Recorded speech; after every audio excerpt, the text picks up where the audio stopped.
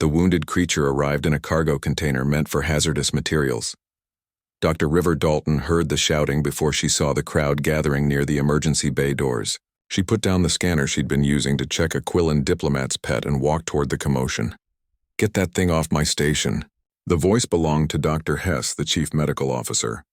His 6 arms waved in agitation as he backed away from the sealed container. "I will not risk the lives of everyone here for something that cannot be saved." River pushed through the cluster of nurses and technicians until she could see what had everyone so upset.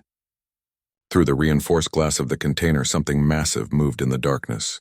Blue and purple lights pulsed weakly from within, like a dying star trying to shine through storm clouds. "What is it?" River asked a young Torvan nurse standing nearby. The nurse's scales paled to almost white. "A Night Stalker. From Umbral. They brought a Night Stalker here." River had heard stories about Night Stalkers during her 3 years working on Sanctuary 7. They were the monsters parents used to scare children into behaving. Apex predators that killed anything that moved. Creatures so violent that even the toughest mercenaries avoided their homeworld. The galaxy had declared Umbral off limits 200 years ago after a survey team vanished without a trace. Who brought it? River moved closer to the container, ignoring the warnings from the staff behind her. A young Torvan male stepped forward, his diplomatic robes torn and stained. "I did. My name is Peril. Please, you have to help them. The council wants to destroy them, but they're just hurt. They're not a monster. They're a person who's been tortured." Dr. Hess made a sound like grinding metal. "Person? That thing has killed 4 handlers in the past month alone. It's feral. It's dying. And even if we could save it, the stress of treatment would kill it faster than its wounds. Night Stalkers don't survive in captivity. They go mad and destroy everything around them before their hearts give out." River pressed her hand against the container's glass. The pulsing lights inside changed rhythm, slowing down. She'd seen that pattern before, back on Earth, in the eyes of animals that had given up hope. The lights weren't aggression or madness. They were pain. "Let me see the medical scan," River said. "Absolutely not." Dr. Hess moved between her and the container. "You're a veterinarian, Dr. Dalton. You fix pets and livestock. This is not some Earth dog that needs its paw bandaged. This is the most dangerous predator in the known galaxy. Then why is it dying instead of trying to kill us?" River kept her voice calm. "If it's such a perfect killing machine, why isn't it breaking through that container right now?" The question made several staff members look at each other uncomfortably. Dr. Hess's upper arms crossed while his middle arms gestured dismissively. "Because it's too weak. Once we begin treatment, once it regains strength, it will turn violent. That's what they do. That's what they are. That's what you assume they are." River turned to Peril. "How did you find them?" The young diplomat's voice shook. "In a fighting pit on Station Gamma 9. Criminal syndicates captured juvenile Night Stalkers and forced them to fight other creatures for entertainment. This one survived 43 matches before collapsing. The pit owners were going to kill them for failing to die spectacularly enough. I used my diplomatic status to claim them as evidence of illegal trafficking." "And you brought it here to die more slowly?" Dr. Hess demanded. "How merciful of you." "I brought them here because this station is supposed to be a sanctuary." Peril's voice grew stronger. "Because I thought someone here might actually care about saving a life instead of just following protocols that assume some species are worth less than others." River looked at the container again. Through the glass she could make out a massive form covered in those pulsing bioluminescent scales. Even curled up in pain, the creature was easily the size of a rhinoceros. She saw shattered bone plates, chemical burns, and wounds that wept fluid that glowed faintly in the darkness. No wonder it was dying. The miracle was that it had survived this long. "I'll treat them," River said. The entire room went silent. Then everyone started talking at once. Dr. Hess's voice cut through the chaos. "You'll do no such thing. I won't allow it. You don't have the training, the equipment, or the authorization to attempt treatment on a Class A threat species. I have training that none of you have." River faced the chief medical officer directly. "I spent 15 years on Earth working with apex predators. Grizzly bears, saltwater crocodiles, tigers, animals that could kill me in seconds if I made a single mistake. I learned how to read them, how to calm them, and how to treat them. Your training tells you to fear and avoid. My training tells me to understand and help." "Earth predators are nothing compared to a Night Stalker," someone muttered. River smiled without humor. "Earth is a Class 12 death world. Every continent has predators that hunt humans for food. We evolved dodging things that wanted to eat us. That's why we learned to treat dangerous animals instead of just killing them. We had to live alongside them. Dr. Hess stared at her for a long moment. Finally, his shoulders sagged. Fine, it's your funeral. But you go in alone. I won't risk anyone else. And when it kills you, I'm putting in my report that you were warned. River nodded. She turned to Peril. What's their name? Do they have one? The young diplomat looked surprised. I don't know. I never asked. I didn't know they could understand. Then I guess we'll find out together. River walked toward the containment bay entrance. Behind her, she heard techs preparing emergency medical equipment and security teams charging their weapons. None of that mattered. Inside that container was a living being in pain, and River had never walked away from that in her life. The doors sealed behind her with a hiss that sounded like a coffin closing. In the darkness ahead, those blue and purple lights pulsed once, twice, then held steady. Waiting. River took a breath and stepped forward into the unknown. The smell hit River first. Blood, infection, and something else. Something that reminded her of ozone after a lightning strike. She kept her breathing steady and her movements slow as her eyes adjusted to the dim light inside the containment unit. The Night Stalker lay in the far corner, those bioluminescent scales casting enough light to see by. Up close, the creature was even larger than River had thought.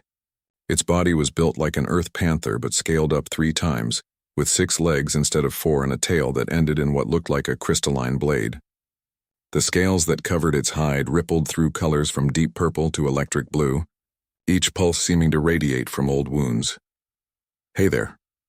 River kept her voice soft and steady, the same tone she'd used with frightened wolves and injured bears. I know you're hurting. I'm here to help if you'll let me. The creature's head lifted slightly. River got her first clear look at its face.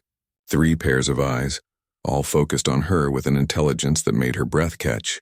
These weren't the eyes of a mindless predator.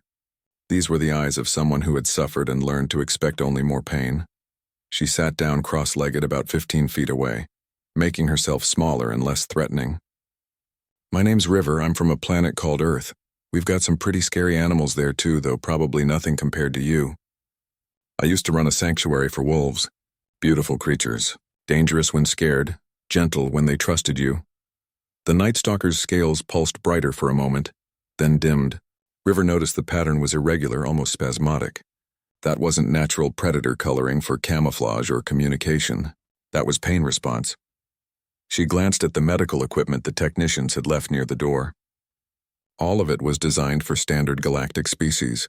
Sterilization fields, automated surgical drones, chemical sedation systems. None of it would work for a creature this badly injured and this traumatized. The sedation alone would probably trigger a panic response that would kill them both. I'm going to come a little closer now, River said. Just to look at your injuries. I won't touch you yet. That okay? She didn't expect an answer. But the Night Stalker's eyes tracked her movement as she slowly got to her feet and took 3 careful steps forward. The creature tensed but didn't move. River could see its muscles coiled beneath those damaged scales ready to strike. One wrong move and those crystalline claws would open her up like tissue paper.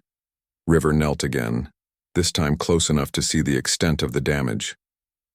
Chemical burns covered the Night Stalker's left flank, the kind of wounds caused by plasma weapons set to cause pain without killing quickly.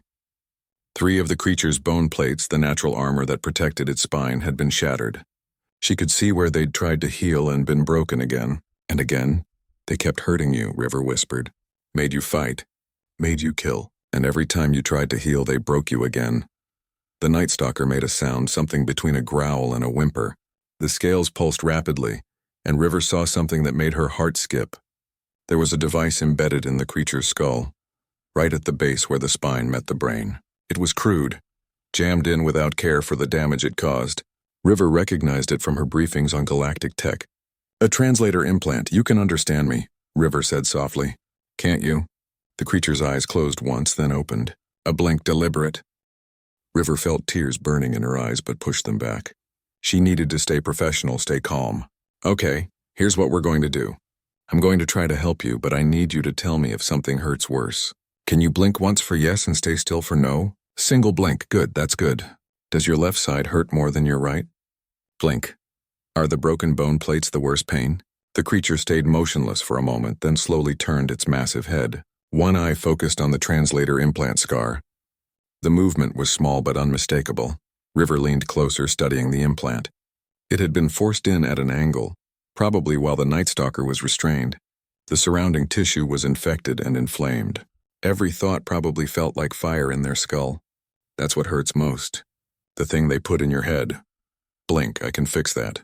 But first I need to clean your other wounds or the infection will kill you. Will you let me touch you? The Night Stalker stared at her for a long moment. River could see the conflict in those alien eyes.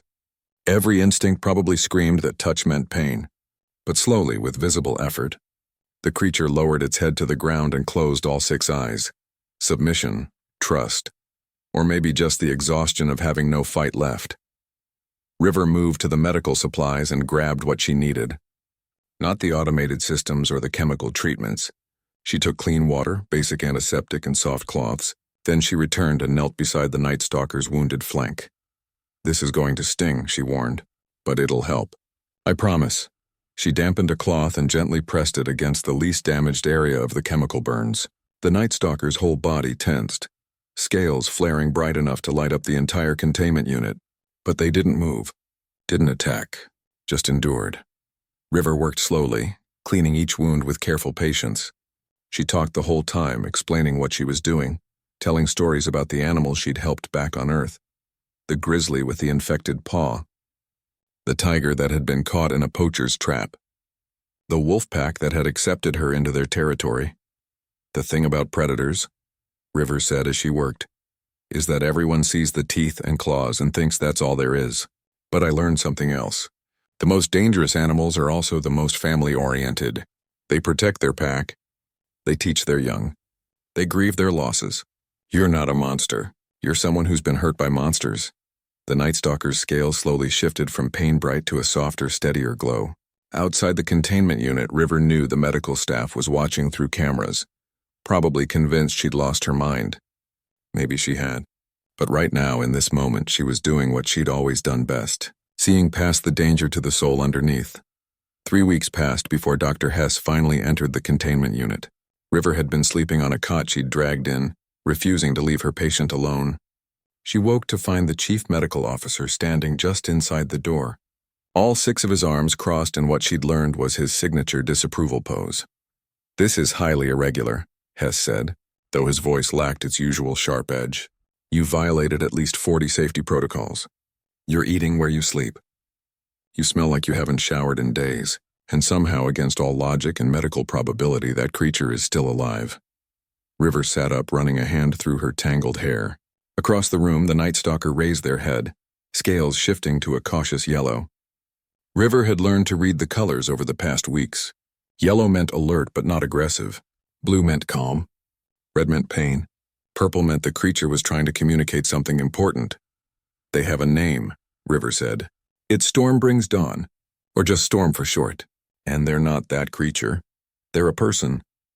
Hess's eye stalks tilted in what might have been surprise. It can communicate? He can communicate, River corrected. The translator implant was damaged but functional. We've been working on yes and no questions. But yesterday I managed to get the implant synced to the station's computer. Storm can type now. Slowly, but he's learning our written language. The chief medical officer moved closer, his skepticism warring with obvious scientific curiosity. Show me. River walked over to where Storm lay on a cushioned platform she'd built from cargo padding. The creature's wounds were healing, though the process was slow. She'd removed the infected tissue around the translator implant and treated it with antibiotics she'd synthesized from Earth medical databases. The broken bone plates would take months to fully heal, but at least Storm wasn't in constant agony anymore. She pulled up a portable screen and set it where Storm could see. Hey Storm, Dr. Hess wants to know if you're really able to understand us. Can you tell him something about yourself? Storm's scales shifted to purple, then settled into a steady blue. One massive paw, claws retracted, reached out and tapped clumsily at the screen. The letters appeared slowly. Stolen. Family. Missed them.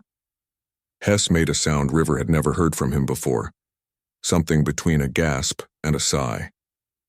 By the founders. It's true. They're sapient.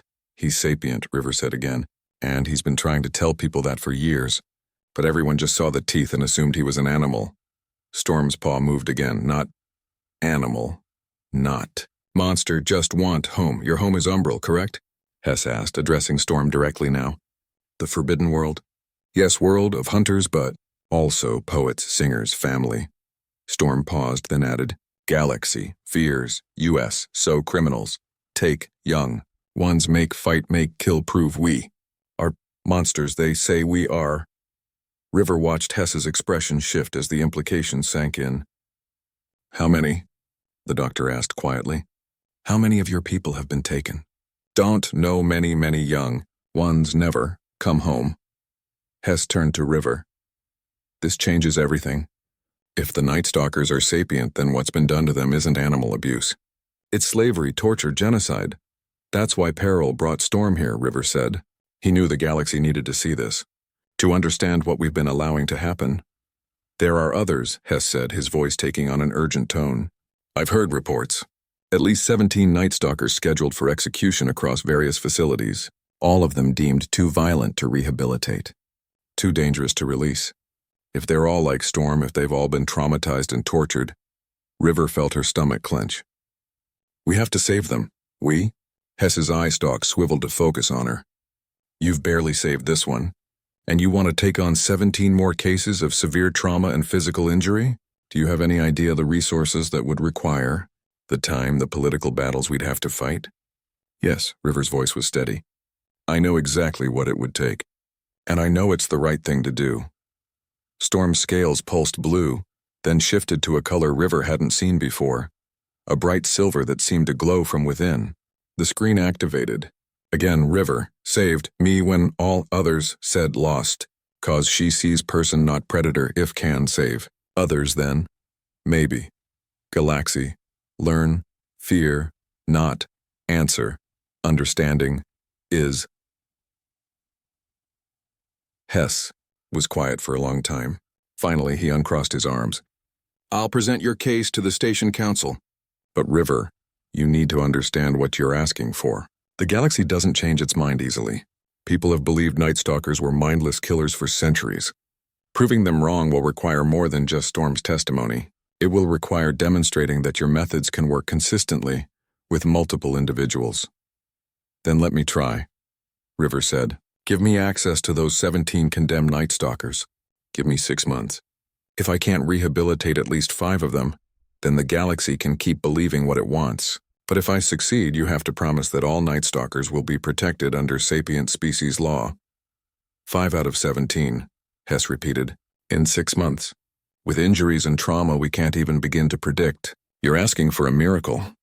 River looked at Storm, who gazed back at her with those 6 intelligent eyes. 3 weeks ago, everyone said Storm was a lost cause, that I'd be dead in an hour if I went in there alone. Sometimes what looks like a miracle is just someone being willing to try when everyone else has given up. Storm's scales pulsed silver again, and he moved his massive head until it rested gently against River's shoulder. The gesture was so human, so filled with trust and gratitude that even Hess seemed moved. Very well, the chief medical officer said. I'll arrange the authorization. But River, if this goes wrong, if any of them prove to be truly beyond help, promise me you'll walk away. Don't die trying to save someone who doesn't want to be saved. River nodded, though she knew it was a promise she probably couldn't keep. She'd never been good at walking away from lost causes. That was her greatest weakness and her greatest strength. Storm pulled back from her shoulder and typed one more. Message, thank you both for seeing me. Now, help. Me. Save. My people. The transport ship shuddered as it dropped out of faster-than-light travel. River gripped the armrest of her seat, still not used to the sensation of her atoms being scattered and reassembled. Beside her, Storm remained perfectly calm, his massive form taking up most of the cargo area they'd converted into a traveling medical unit. First stop is Outpost Salvation, Peril called from the pilot's seat. That's where they're holding Frostcuts Deep. According to records, he's been in solitary containment for 3 years. 3 years. River tried to imagine what that would do to a social creature, locked away from everyone and everything. Storm had told her that Night Stalkers were like Earth's wolves or elephants. They needed family groups to stay mentally healthy. 3 years alone would be enough to break anyone. The outpost was a dark smudge against the stars, a military research station that officially didn't exist. River felt her jaw tighten as they docked. Places like this only existed for one reason: to do things the rest of the galaxy preferred not to know about. The station commander met them at the airlock. He was a Vryn, tall and thin with skin like polished bronze. His expression made it clear what he thought of their mission. "You're wasting your time. Frost is completely feral. He attacks anything that comes near his cell. We have to use drones to deliver food, and half the time he destroys those before eating."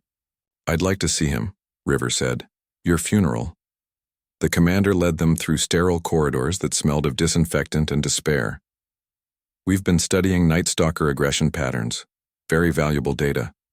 When we eliminate Frost next month, we'll at least have learned something useful." River bit back the angry response that wanted to escape. Getting thrown off the station wouldn't help Frost. She needed to stay calm, stay professional. Storm walked beside her, his scales a steady warning red that made the station personnel give them a wide berth. The cell was at the end of a long hallway. Through the reinforced window, River could see a Night Stalker even larger than Storm, pacing in tight circles. His scales flickered through colors so fast they became a nauseating blur. The walls of the cell were covered in deep gouges from his claws. "See?" The commander gestured at the window. "Completely mad. Whatever they once were, there's nothing left but violence now." River studied Frost's movement patterns. The pacing wasn't random. It was a circuit, the same path over and over. She'd seen this before in zoo animals, in creatures that had been caged so long they'd forgotten any other way to exist. But there was something else there too. The way Frost avoided certain areas of the cell. The way his scales brightened near the door. "He's not mad," River said quietly. "He's terrified." "Terrified?" The commander laughed. "That thing weighs half a ton and has killed 3 handlers. What does it have to be afraid of? Pain." River pointed to the cell's corners. "See those devices? Those are neural disruptors. You've been shocking him every time he stops moving, haven't you? Keeping him agitated so you can study his aggression response." The commander's expression shifted. "It's necessary for the research. We need to understand how they fight, how they attack. It's for the safety of the galaxy." Storm's scales flared bright red, and he typed rapidly on his portable screen. "You. Torture. Him. Call it science. Call it safety. But is just cruelty." River placed a hand on Storm's flank, feeling the anger vibrating through his scales. "We need access to that cell, and those neural disruptors get turned off. Now." "Absolutely not. Without the disruptors, he'll just lie there. We won't be able to observe his natural behaviors." "His natural behavior isn't what you've been documenting," River said, her voice hard. "You've been watching what torture does to a sapient being. That's not science, that's sadism." The argument went on for 2 hours. River had to call Dr. Hess, who had to call someone higher up the chain of command, who finally overrode the station commander's authority.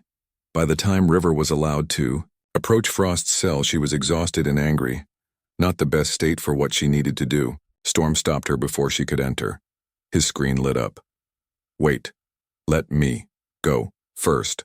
Frost is my people. Maybe. Hear me better." River hesitated, then nodded. She opened the cell door just wide enough for Storm to slip through, then sealed it behind him. Through the window, she watched Storm approach his fellow Night Stalker. Frost spun toward Storm immediately, scales blazing red, claws extended. But Storm didn't move defensively. Instead, his scales began to pulse in patterns River had never seen before, complex rhythms of color and light. Language. Not the clumsy typing they'd been using, but true Night Stalker communication. Frost froze mid-strike. His scales flickered, confused, then began to respond. The 2 creatures stood there, lights dancing across their hides in a conversation. River couldn't understand but could feel the importance of. She saw the moment Frost's aggression broke, the way his scales dimmed from bright red to dark purple, Grief. Storm moved closer and pressed his head against Frost's. The larger Night Stalker collapsed, a sound escaping him that was too much like sobbing. Storm curled around him, scales pulsing a gentle blue, the color of comfort and safety. River wiped tears from her eyes. The station commander stood beside her, his bronze skin looking almost pale. What did Storm tell him? I don't know, River admitted. But whatever it was, it got through. Frost remembers he's not alone anymore. She spent the next 2 weeks working with both Night Stalkers. It was harder than with Storm because Frost had endured so much longer. Every touch made him flinch. Every voice made him defensive. But slowly, with Storm's help, Frost began to heal. Not just his body, but his mind. On the day they prepared to leave for the next facility, Frost typed his first message to River. Sorry. Scared. You. At. First. You didn't scare me, River said, though it was a lie. He'd terrified her. You were scared yourself. That's different. Thank. You. For. Not. Giving. Up. Even. When. I. Gave. Up. On. Me. River looked at both Night Stalkers, these massive predators who'd been labeled monsters, and saw what the galaxy refused to see. People. Traumatized, hurt, desperate for kindness. That's what we do where I come from, she said. We don't give up on anyone, not ever. River's hands shook as she treated the burns on her forearm. The fourth Night Stalker they'd attempted to rescue, a female named Rain After Fire, had lashed out during the initial examination. Not from malice, but from pure terror when River had reached toward an infected wound. The claws had barely grazed her, but even that was enough to open 3 deep cuts. You need to rest, Peril said, hovering anxiously nearby. You've been doing this for 4 months straight. You're exhausted, you're getting hurt, and we still have 1 more to save before your deadline. I'm fine. River wrapped the bandage tighter than necessary, trying to ignore the pain. She wasn't fine. She could barely sleep anymore. Every time, she closed her eyes. She saw the faces of all the Night Stalkers still waiting for execution, the ones she wouldn't be able to reach in time. Storm's scales pulsed worried yellow as he approached, his screen activated. River. Needs. Food. Needs. Sleep. Cannot. Help. Others. If. Breaks. Self. I said I'm fine. But her voice cracked on the last word. She wasn't fine. She was drowning, and the shore kept getting further away. They'd successfully saved 4 Night Stalkers so far. Storm, Frost, Shadowwalk Silent, and Thunder and Morning. Each rescue had been harder than the last. Shadow had been a performer, forced to hunt live prey in arenas while crowds cheered. He now panicked in open spaces and could only feel safe in small, dark areas. Thunder had watched her entire family die in a slaver raid and had simply given up on living. It had taken 3 weeks just to get her to eat again, and now Rain After Fire, the youngest they'd encountered. She'd been captured as a baby, before she'd even learned to speak her people's light language. Everything she knew about being a Night Stalker came from pain and fighting pits. She didn't trust anyone, not even other Night Stalkers. Maybe we're going about this wrong, Peril suggested quietly. You've been treating them one at a time, but Storm told me Night Stalkers are pack animals. What if Rain needs to see the others? To understand she's not alone? River looked up, exhaustion making her thoughts slow. I've been keeping them separated because I didn't want to stress them. Didn't want them to feel crowded. Peril. Right. Storm's message appeared. We are pack. Family. Healing. Alone. Is hard. Healing. Together. Is natural. River felt something shift in her understanding. She'd been applying Earth veterinary medicine, treating each Night Stalker as an individual patient. But maybe that was the problem. These weren't Earth animals. They were people with their own culture, their own ways of healing. Okay, she said slowly. Let's try it. Let's bring them together. The next day, they converted the transport's main cargo bay into a communal space. River watched nervously as Storm led Frost, Shadow, and Thunder into the area. Their scales flickered through cautious colors as they sized each other up. Then Storm began to pulse in light patterns, and the others responded. Within minutes, they were arranged in a loose circle, having a conversation River couldn't follow but could feel the importance of. "Now, Rain," River said softly. She opened the small holding cell where the youngest Night Stalker had been hiding. Rain crept out, her scales pure white with fear. She was smaller than the others, barely the size of an earth horse. Her eyes darted between all the adults, looking for threats, looking for the pain she'd learned to expect from everyone. Storm moved first. He approached slowly, scales pulsing a soft blue. He didn't try to touch Rain. He just lay down nearby and began to pulse in simple patterns, basic light language, the kind a parent would use with a child. Rain watched, transfixed. Her scales began to shift, mimicking Storm's patterns clumsily, like a baby learning to speak. Frost joined in, his deep pulses adding harmony to Storm's rhythm. Then Thunder and Shadow, all 4 adult Night Stalkers teaching this damaged child the language she should have learned from birth. River felt tears streaming down her face as she watched Rain's scales slowly shift from white to a tentative yellow, then to blue. The young Night Stalker moved closer to the group, then closer still, until she was curled up in the center of them all. Protected, safe, home, family. Storm's screen lit up. She never had family. Now she does. "That's what you all needed," River said, understanding finally clicking into place. "Not just physical healing. You needed each other. You needed to remember you're not alone." The change in all the Night Stalkers was dramatic. Over the next 2 weeks, Rain began to improve faster than River had thought possible. She started eating regularly. She began to play, something none of them had seen her do before. And she learned. The others taught her to hunt, to communicate, to be what she was always meant to be. Thunder, who had been listless and unresponsive, became protective of Rain. Having someone to care for gave her purpose again. Shadow, who had feared open spaces, grew braver when surrounded by his pack. Frost's aggression faded almost entirely, replaced with a gentle patience as he taught Rain basic survival skills. "We need to get the last one," River said to Peril.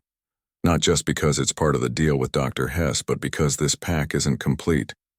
They need one more. The last Night Stalker is at a military testing facility," Peril warned. "The security is triple what we faced before, and the one they're holding is listed as the most dangerous of all. Goes by the name Silence Before Storm. They say he's killed 7 handlers and 3 researchers. River, this one might actually be beyond help."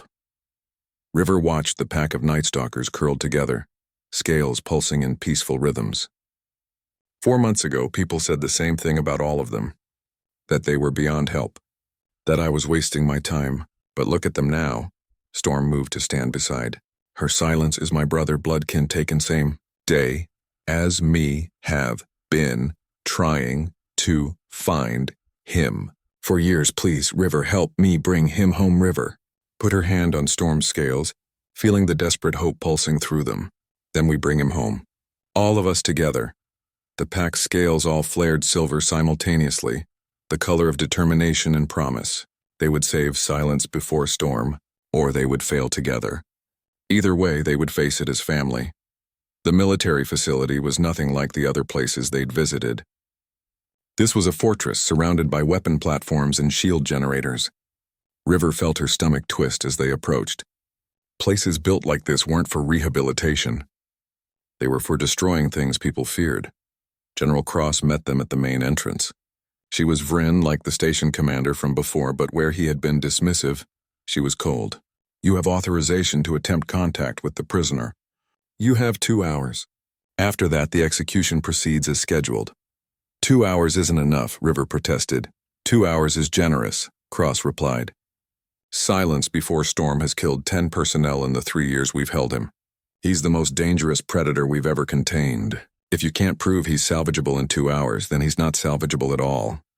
Storm's scales flared angry red, but River put a hand on his flank. Fighting wouldn't help. She needed to see Silence first, needed to understand what they were dealing with. The cell was deep underground, accessed through multiple security checkpoints. When they finally reached it, River understood why everyone was so afraid. The walls weren't just reinforced. They were scarred with claw marks so deep they'd gouged through steel plating. Bloodstains covered the floor. And in the center of it all, chained with enough restraints to hold a spaceship, was the largest Night Stalker River had ever seen. Silence before Storm's scales were almost black, pulsing with a red so dark it looked like dying embers. His eyes, all 6 of them, tracked River and Storm with an intelligence that was terrifying in its intensity. This wasn't like the others. This was a creature that had been pushed past every breaking point and had come out the other side as something harder, sharper, more dangerous. "Those chains," River said, her voice barely steady. "How long has he been restrained like that?" "Since we captured him," General Cross said. "Any less and he breaks free. He's stronger than any Night Stalker on record." Storm moved to the window, scales pulsing in complex patterns. Light language. Trying to communicate with his brother, but Silence didn't respond. He just stared at them with those burning eyes. "Brother, please, it's me." Storm. "Remember. Home. Remember. Family." Storm's screen showed his desperate attempt to reach Silence through words. Silence's scales flickered once, a pulse of purple so quick River almost missed it. Recognition, pain, then back to that deadly ember red. "He's not gone," River said. "He's just buried under trauma so deep he can't find his way out." "You have 1 hour and 45 minutes, Cross reminded her. River made a decision that was either brilliant or suicidal. "Open the cell. Remove the restraints." Every guard in the corridor raised their weapons. Cross stepped forward, her bronze skin somehow looking sharp. "Absolutely not. That creature will kill everyone in this facility if released. He'll kill you if you keep him chained like an animal." River shot back. "Look at him. Really look. He's not trying to escape. He's not even moving. He's just existing in constant pain, waiting for death. You think that makes him less dangerous? It makes him desperate. And desperate predators are the most dangerous kind." She turned to Storm. "I need you to translate. Tell General Cross about Silence. Tell her who he was before all this." Storm's scales pulsed as he typed. "Silence. Was. Teacher. Taught. Young. Ones. To. Hunt. To sing to live. Good life was protecting children. When slavers came fought 20 soldiers to let little. One's escape was hero. You made him Monster Cross." Was quiet for a long moment. "If I release those restraints and he kills someone, it's on you. If you don't release them and execute him tomorrow, that's on you," River replied. "Your choice, General." The restraints released with a hiss of hydraulics.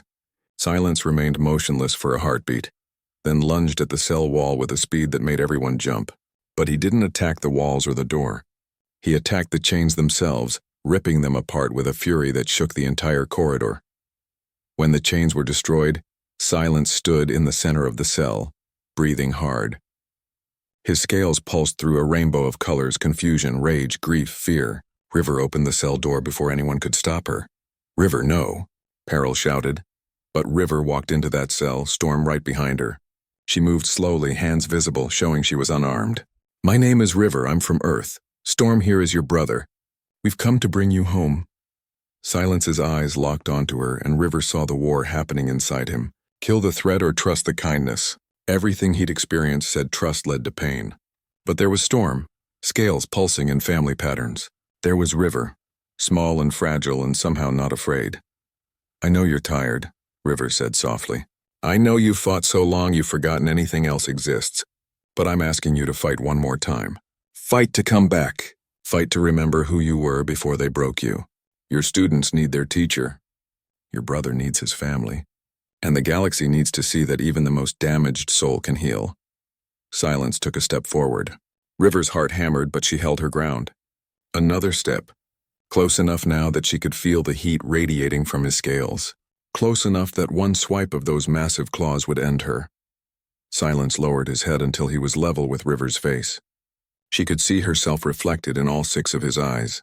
Then slowly, deliberately, his scales shifted from ember red to the same silver she'd seen the pack use. Promise. Hope. Trust. Storm moved forward and pressed his head against Silence's. The 2 brothers held that position, scales pulsing in synchronization. River felt tears on her face as she watched 3 years of pain begin to crack. When they brought Silence out to meet the others, Rain After Fire was the first to approach. She was so small compared to him, but she walked right up and touched her nose to his, the gesture of a child seeking protection from an adult. And Silence, this creature everyone called a monster, carefully curled around her like a shield. General Cross watched from the corridor. "I don't understand. How did you do that?" "I didn't do anything special," River said. "I just treated him like a person instead of a weapon. Turns out that makes all the difference." The report River sent to Dr. Hess was simple. All 5 Night Stalkers rescued. All 5 responding to treatment. All 5 proving that the galaxy had been wrong about them. She recommended immediate protection status for the species and criminal prosecution for anyone involved in Night Stalker trafficking. 3 months later, River stood on Sanctuary 7 watching a transport ship arrive. It carried the 12 remaining condemned Night Stalkers. Dr. Hess had argued her case to the Galactic Council. With 5 successful rehabilitations as proof, they couldn't deny the truth anymore. Storm stood beside her, his scales proud silver. "Thank you, River. You saved. My people saved me. We saved each other," River said. She thought about her sanctuary back on Earth, the one she'd lost. Maybe she'd lost it so she could find this. A bigger purpose. A whole species that needed someone to see them as more than monsters. The transport doors opened and Night Stalkers emerged, scared and damaged, but alive. The pack surged forward to greet them, scales flashing welcome in their light language, family expanding, home growing. River watched them come together and knew this was just the beginning. There were other species out there, other creatures the galaxy had labeled as lost causes. And if there was one thing she'd learned, it was that lost causes just needed someone stubborn enough to find them.